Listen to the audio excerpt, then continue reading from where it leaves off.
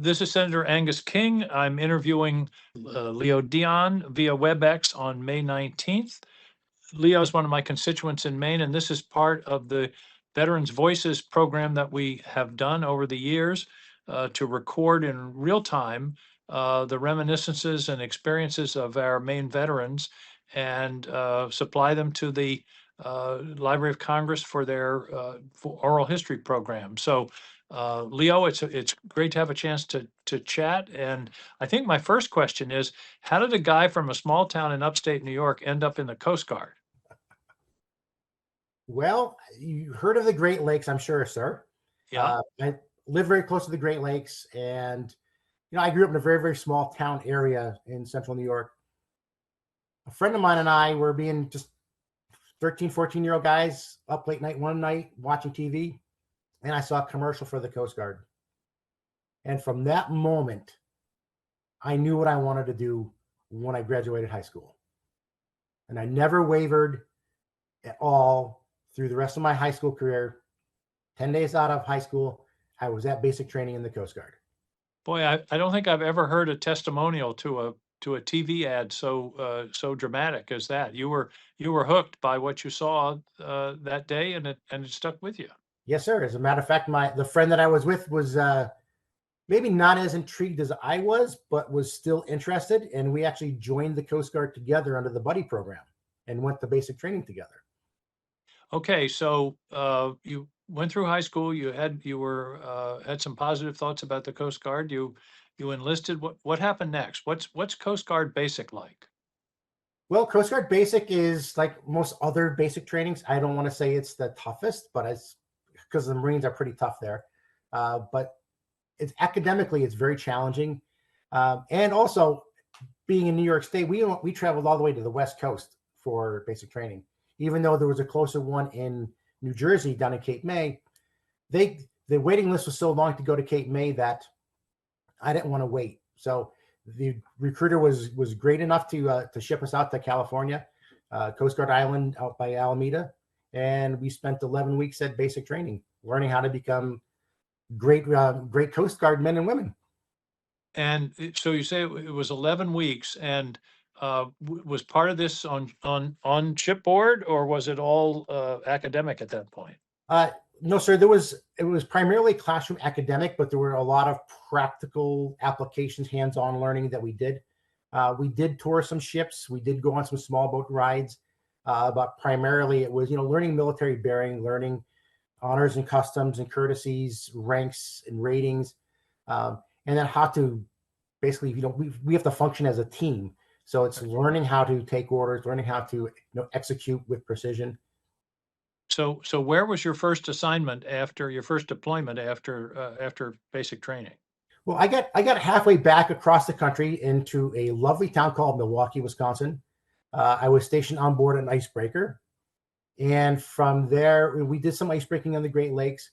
But we left the Great Lakes shortly before the locks closed for the winter, and we actually went down south and did the Haitian migration patrols that were happening at the time. Were you on the same ship? Did the ship that was in the Great Lakes go through? Did you go exit through the St. Lawrence Seaway, or how did that work? Yes, sir. We did. We actually transited through the Great Lakes, up through the St. Lawrence River, up through the St. Lawrence Eisenhower in Snell Locks, and went out through the Gulf of St. Lawrence, and then down the eastern seaboard. My wife is from Milwaukee. I know what a nice town that is. That's a great place to have started your career.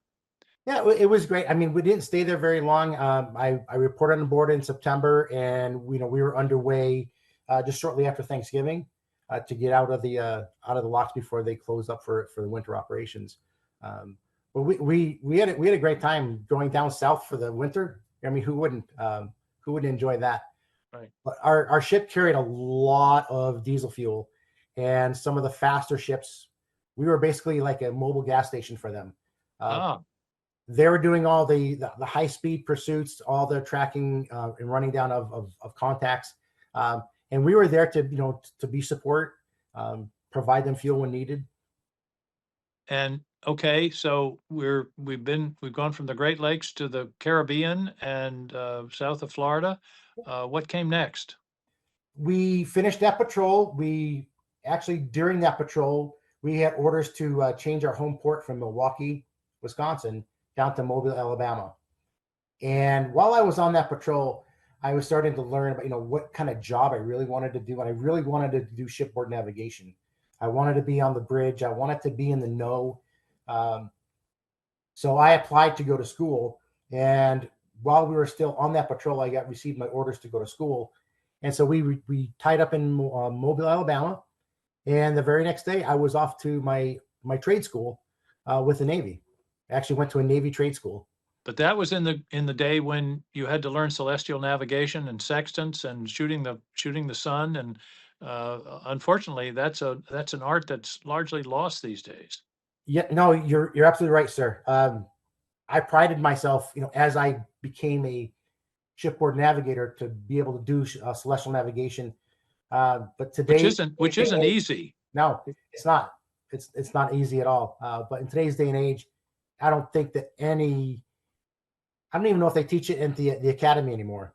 Well, here's an interesting sidelight. A few years ago, a group of us raised that question at the Armed Services Committee, and lo and behold, they are back to teaching it at Annapolis because GPS can be knocked out by electronic warfare, and it wouldn't do to have a destroyer lost at sea because nobody knew how to shoot the sun. Yes, sir. That's correct, and that's why I always prided myself as I became a higher in rank. I always encouraged and made sure that all the junior navigators that were with me learn how to do celestial navigation and not just plug it into a navigation computer and have it spit something out. They need to understand how to do the process, what that process means, and then how reliant they can be on, celestial navigation. Now, one of the roles the Coast Guard plays in Maine is ice breaking, but also search and rescue. Did you do any search and rescue during your time in active duty? Yes, sir. I spent, primarily being a shipboard navigator, I spent quite a bit of it at sea. When I was shoreside, I actually did search and rescue operations. I was a search and rescue operator out in Guam, the Western Pacific, the Great Lakes again, and also Woods Hole, Massachusetts. How long would you be deployed at a particular place, at Mobile or Woods Hole or Milwaukee or Guam? What was a normal period? Depending upon if you're married or you're single, overseas assignments for married were 2 years. Shoreside assignments were 4 years, and then shipboard assignments were 3 years. And of course, that varied if you promoted, or if your ship was being decommissioned, or you needed to be reassigned for another reason. I was able to complete my tours in the Great Lakes in Cleveland, Ohio, and also at the National Strike Force, which were 4-year tours.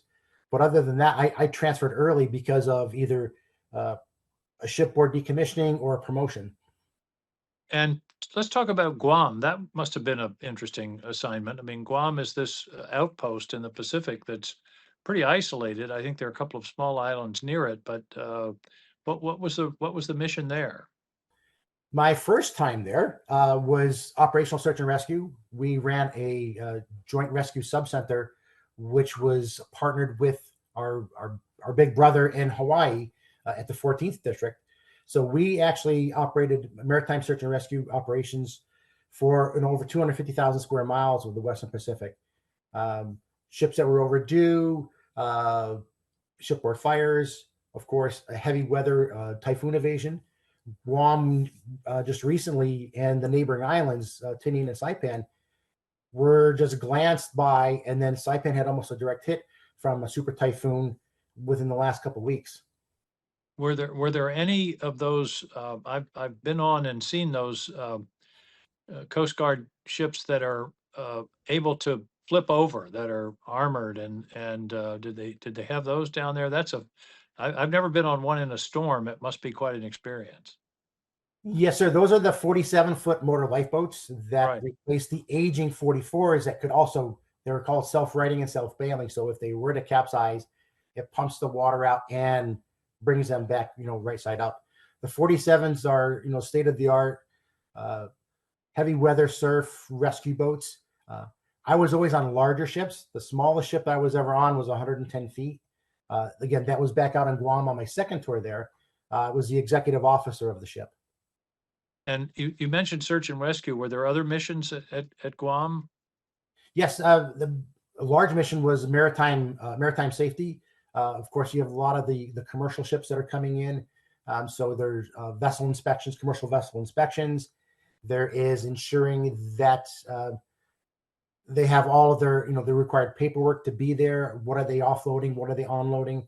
And also the Military Sea Lift Command had a lot of pre-positioned ships that were anchored out in the harbor way that we would make sure that they were their security was there. So the Coast Guard ship in that sense is like the cop on the beat. Oh yes, sir. Checking what's going on, and do they have the requisite safety equipment and all of those kinds of things. Do the mariners understand that mission, or are they sort of grumpy when you pull up alongside them? It depends on the reason that you're pulling up alongside them, sir. In Guam, they were very respectful and very open to the Coast Guard. We were out there providing a search and rescue maritime service to them. I remember we had several maritime search and rescue cases where, by the grace of God and a little bit of help from everybody involved, we were able to find individuals that had been lost for 3 or 4 days. Wow. And so they really respected us. They treated us like family. We actually had a sister village that always held fiestas for us. So it was a great relationship.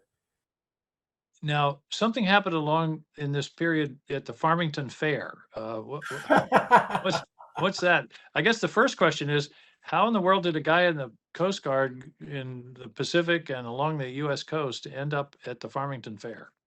Well, in my time in the Coast Guard, sir, I had 3 tours. I was never stationed in Maine, but I had 3 tours down in southern Massachusetts. And on one of my tours, I had a friend that lived up here, didn't have a car, and he invited me for a home cooked meal. So I said, sure, where is it? And he told me where. So I drove up with him. We spent the weekend, and it was the weekend of Farmington Fair. And he was from the area, so he knew a lot of folks there. And there was a group of young ladies that were over there. And he said, well, I know these girls, and I'm going to go over and say hi. So I, of course, went with him. And in that group of about 5 young ladies was my future wife.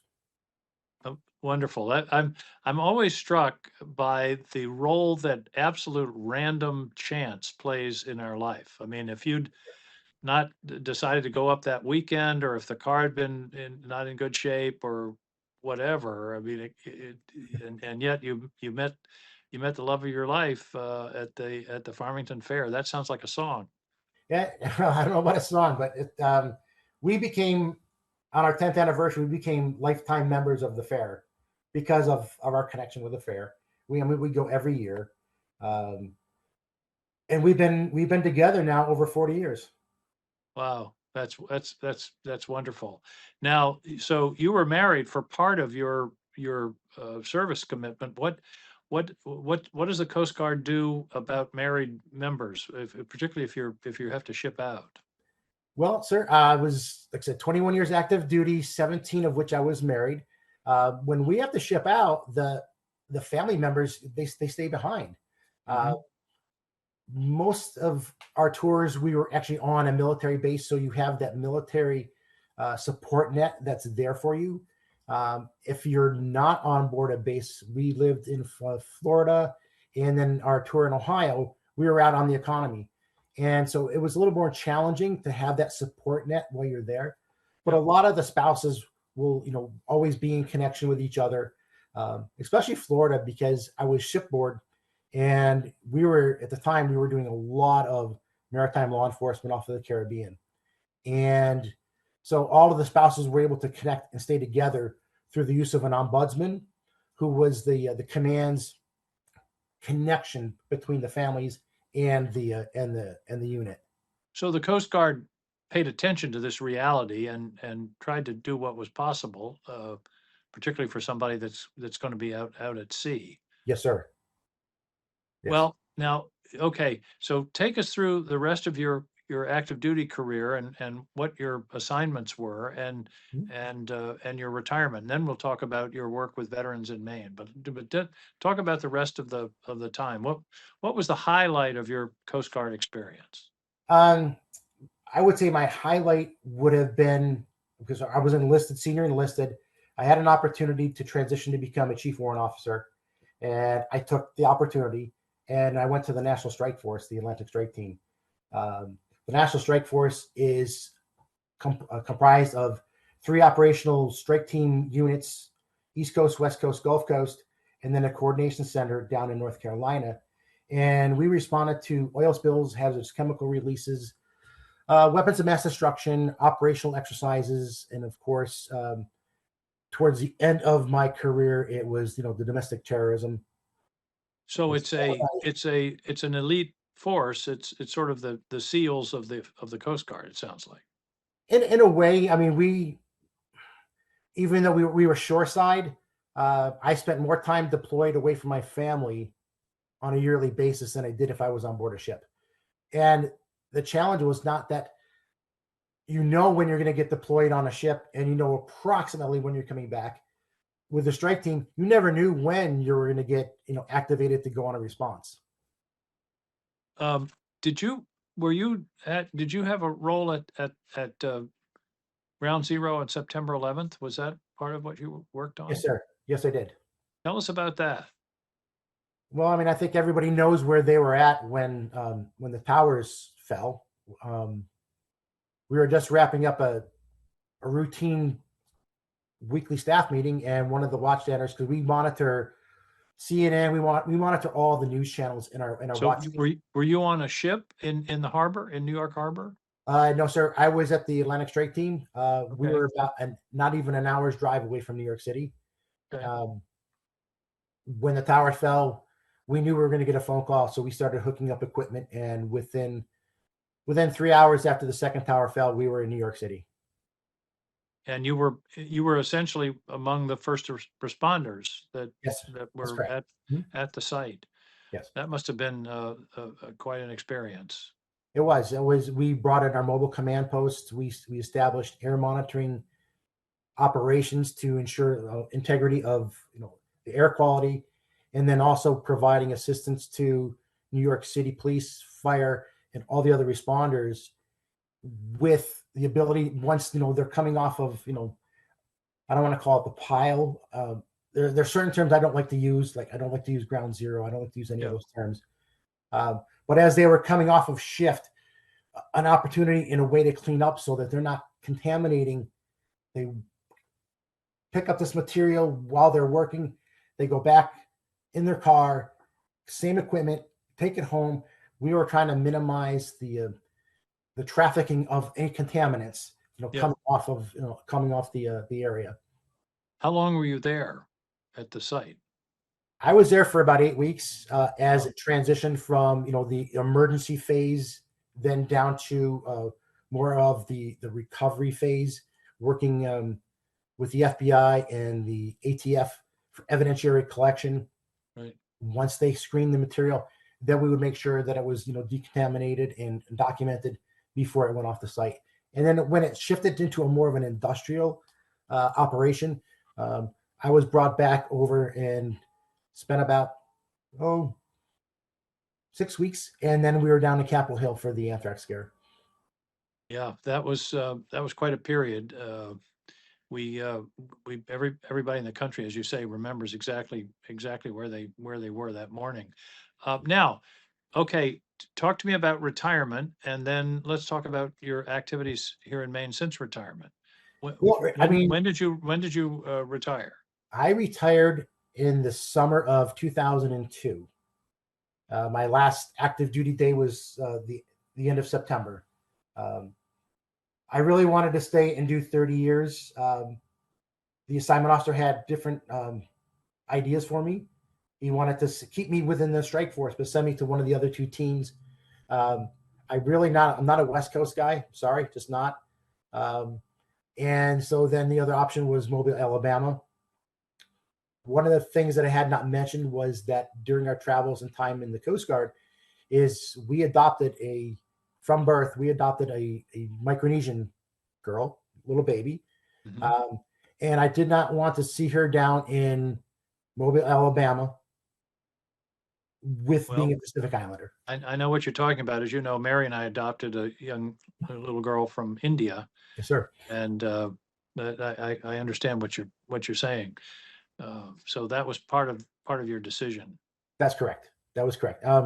Between the trade center, between Capitol Hill, family obligations, my father, not because my mother passed early on during my career, but my father um, getting on with age, we felt it was in the best interest of our family. It was time to retire.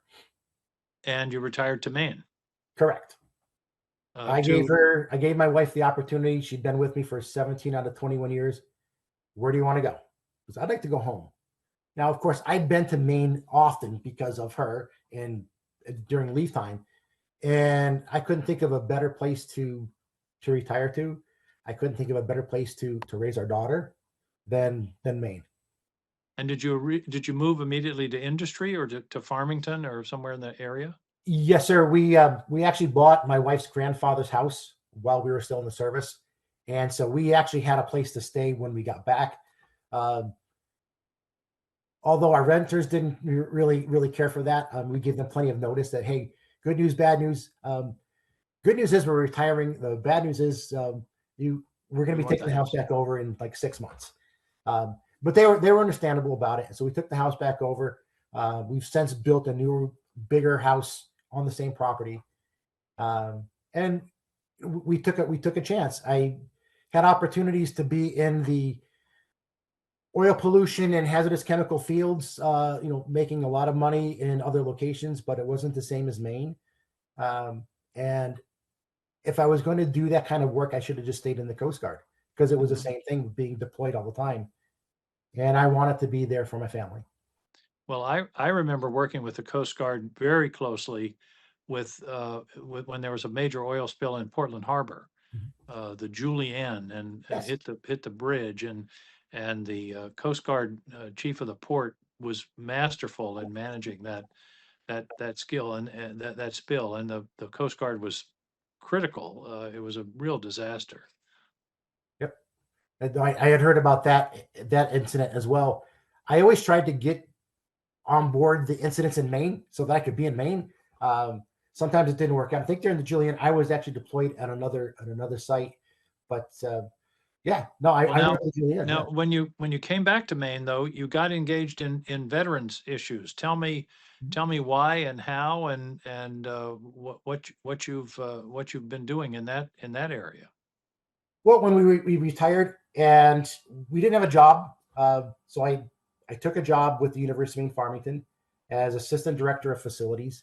Uh, I had some connections with the director, being that he introduced me at a Rotarian meeting one time when I talked about some Coast Guard operations that we had done. And so I worked there for about 12 years, but I wasn't happy towards the end. Something was missing. And so people call me crazy, but I decided to leave that job and get into veteran service work. So I worked for a nonprofit for a couple of years called Veterans Inc., doing that type of work, working with veterans that need assistance with employment help, need assistance with housing help, and was fortunate enough to get a job with the Maine Department of Labor within a couple of years of changing my career path. So I did Well, that for, I'm sorry? well, one of the things that I've been working on down here for a long time is the transition from active duty to veteran status, which is a difficult for a lot of people and dangerous. It's the highest likelihood of suicide is in the first couple of years, and it sounds like you were doing some of that work of helping veterans sort of get their feet on the ground. Yes, sir. Transitioning service members, very, very huge on that. And that Yeah. was part of it. The other part of it was, I never had any of that assistance when I retired. I went to transition assistance program. They said, here are some phone numbers, here are some contacts. Have a nice day. And I didn't want other veterans to have to deal with that. Right. So what I did was made sure that they were aware of what's available to them, how to help them, and not just say, here's some phone numbers, go call these. No, we would do direct handoff, warm handoffs with individuals. Yeah, I've always thought the ideal would be to have someone like you meet them at the airport when they return home personally, and, then you can be a point of contact. And, that's what we're working on down here on the committee. But, so you got involved in veterans work and you're still at it, right? Yes, sir. I mean, I spent 5 years as a local veterans employment rep with Department of Labor, and then I was fortunate enough to promote to veterans program manager for 3 years, and decided it was time to retire. Uh, However, I'm still active in the Maine Military Community Network, which is the group that has. We have about 11 regional groups throughout the state. Oh, yeah, that's a wonderful, they do fabulous work, the community network. Thank you. Yeah. And so I chair a group. I'm also the vice president of our steering committee. We're working on our plans for our annual conference in June already. And then I'm on the board of directors for Vet to Vet Maine, which, if you're not familiar, is a nonprofit organization that provides that camaraderie and companionship with veterans so they don't feel isolated. Yep. Visiting with them, a couple times a month, finding, connection points. Do they play cribbage? Do they go fishing? Do they like, what do they like to do? And be there as a companion for them so they don't feel lost. They don't feel. Yeah, it's the human contact, and you're dealing with folks who've had everything was sort of organized and structured, and suddenly they're out of they have to make a lot of decisions that they didn't have to in the military. And that's so what you're doing is just the personal contact is so critical. Sure. And I think that's what I miss at the university was that kind of veteran connection. So re-engineering my career, some people may have called it crazy, but I was so much happier, so much more fulfilled working with veterans. As a veteran myself, hanging with veterans, and you have that shared connection. It just made it much more meaningful. Well, that's the essence of it. And as you say, you found a new career that may not have been a regular job like at the university, but it was rewarding in its own sense. I call it psychic income. It is. I mean, it was very self-fulfilling. I wish I had had the opportunity to have been in a role similar to that when I first retired. But Now, you don't know what you don't know. Are you involved in all with the veterans health care in Maine with TOGUS and the CBOX and engaged in that part of the service? Yes, sir. Well, I go to the CBOC in Rumford. That's my primary care. Isn't that a great new facility? Oh, I love it. It's fantastic, and everybody there is so friendly. If you closed your eyes and they drove you to Presque Isle, you'd feel right at home, because the new Presque Isle CBOC is an identical mate of the new one in Rumford. It's the same design, which I think is a really great design. And everybody, well, you tell me, do the veterans in the Rumford area like that service? Oh, yes, sir, they do. Yes, sir. It's an easy drive from Farmington. I'm seen within 5 minutes of getting there. My primary doctor that's there, he and I get along extremely well together. I mean, I like his personality. I like his delivery style. So I can't be happier. I mean, I know that Maine's TOGUS, the facility in TOGUS, is the first one in the nation. Right. I remind the VA down here of that every time I'm at a hearing. Yeah. I say the TOGUS VA hospital, by the way, the first in the country. Mm-hmm. And of course, we're always working with the VA, and we're going through a lot of transition now, as you know, and budget cuts and staff cuts that concern me, particularly if there's something at TOGUS. So, but I'm glad to hear your endorsement of the CBOC concept, because I think it's a huge benefit. Well, I think it's fantastic, and I encourage, again, because you don't know what you don't know. Working with some veterans, they need to be made aware of what's available to them, and also how to connect and access those benefits. And that's one of the things I try to do. I want your reaction to something. A group of us have a bill that would require employers of more than 50 people to put a poster on their bulletin board listing all the benefits and the contacts for their employees, many of whom in Maine are veterans. And again, it's to tackle this exact problem you're mentioning is often veterans don't know what's available. That's true. And I wholeheartedly endorse it. When we worked with veteran employers often that have a large number of their staff are veterans, and I won't name out some of the employers, but we work with them on a routinely basis and ask them and suggest them to have a veteran resource group so that they have a place that veterans can connect with each other and be able to be provided with information that's beneficial to their well-being, to their health, and just a place of being of connection. So we try to encourage that, at all levels of employment. Well, these the CBOX and the whole connection thing, I think is something that's so important, particularly during the transition. Anything you want to add to a member of the Veterans Affairs Committee that we should be working on? I mean, transportation is always a challenge. We know that, especially in the more rural localities. But I think, along with transportation, it's awareness. Because like so you had mentioned that the VA CBOC facility up in Presque Isle is a mirror image of the one in Rumford. Does everybody up in that area know that there's the CBOC up there that is accessible to them? Those are the kinds of things is information sharing is huge. And then how do we get that out to everybody? Yeah, I think that's exactly one of the issues that we're working on, because a benefit doesn't mean much if you don't know it's available. Or how to access it. That's right. Yes, sir. Yeah. Well, Leo, you've had an amazing career. I'm delighted you ended up going to the Farmington Fair that afternoon because now you're in Maine.